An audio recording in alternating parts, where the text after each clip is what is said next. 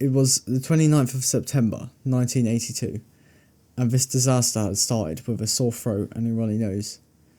It was the death of Mary Kellerman, a 12-year-old girl from Elk Grove Village, a suburb in Chicago.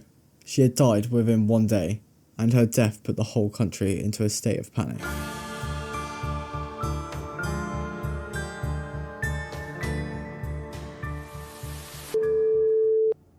So what happened to Mary? She was feeling unwell and decided to tell her parents about her symptoms, as you do as a child. Mary's parents, Dennis and Gina, decided to give her an extra strength Tylenol capsule to ease her pain. Sadly, this is what ended Mary's life. Unfortunately, Mary wasn't the only one. 6 other people had also died from Tylenol capsules. It was later found out that the capsules were laced with potassium cyanide, which is rapidly fatal to humans. The names of the people affected by the incident are Adam Janis, Stanley Janis, and Teresa Janis, who all took Tylenol from the same bottle. The other 3 people that passed were also Mary McFarland, Paula Prince, and Mary Rayner, who also passed from the pills. After the deaths, it was then investigated by Helen Jensen, who was Arlington Heights' only public official at the time. After a few hours had passed of investigating, a bottle of Tylenol that was found and a receipt reading that it had been purchased the same day. Upon adding up the pills, she realised that there were 6 pills missing and had a feeling it could be linked to the deaths. This was when she turned the bottles over to the investigator. Nick Pichos then called the chief medical examiner, Edmund Donahue, to take this suspicion further.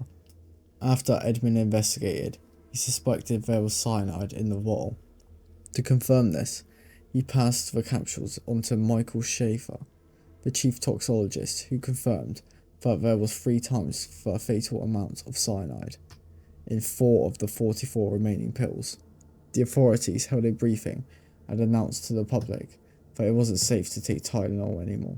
This spread quickly across all the news platforms, and Tylenol acted quickly on this and issued a recall of all the bottles of the 5th of October 1982. The company offered the public for any bottles bought in exchange of solid capsules. This cost the company $100 million, which in 2024 will be $326 million. Johnson & Johnson, the manufacturer of the pills, offered a reward to anyone who had information leading to the murders. Once the police had begun investigating, they struggled to find any evidence.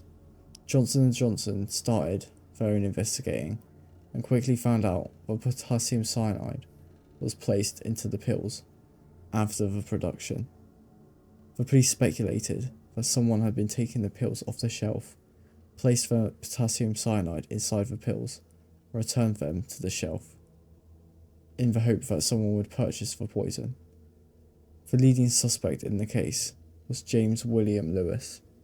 James had sent messages to Johnson & Johnson, demanding $1 million to stop the murders. The police managed to find out where James lived from back and forth messages and found out he was located in New York.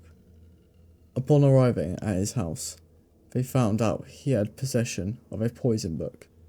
It even contained James's fingerprints on the page related to potassium cyanide. When the investigators had gathered this information, they were 100% sure he had committed the poisonings.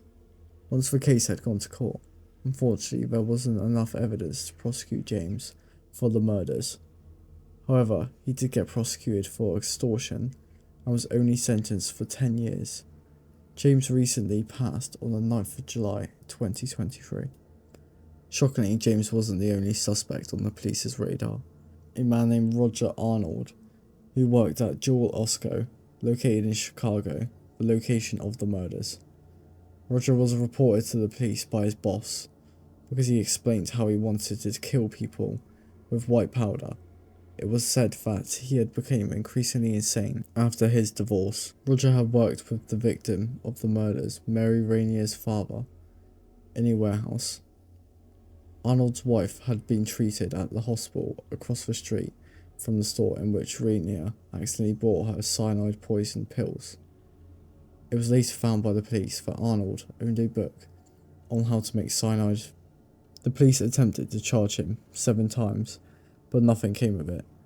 Later in 1983, Roger attempted to murder his boss, but got him mixed up with a man leaving the pub with his friends, and was later charged for second-degree murder and was sentenced to 30 years in prison. Before the havoc had been caused on Tylenol, they were in control of 35% of the pain relief market, but after the killings, it dropped a staggering amount to 8%. The company knew they had no choice but to act quickly and released a more protected product that was fully tamper-proof and made an oath to the public to put their safety first and do a better job at protecting them in the future.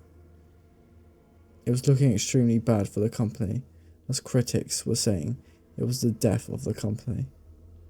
Within a year, the company had bounced back, and with $100 million investment, it became the country's biggest pain reliever again. In 1983, a new law passed, which was called the Tylenol Bill, making it an offence to interfere with consumer products. Although this was one of the most tragic poisonings in history, it has brought light to new safety measures and laws to protect millions of people in future generations.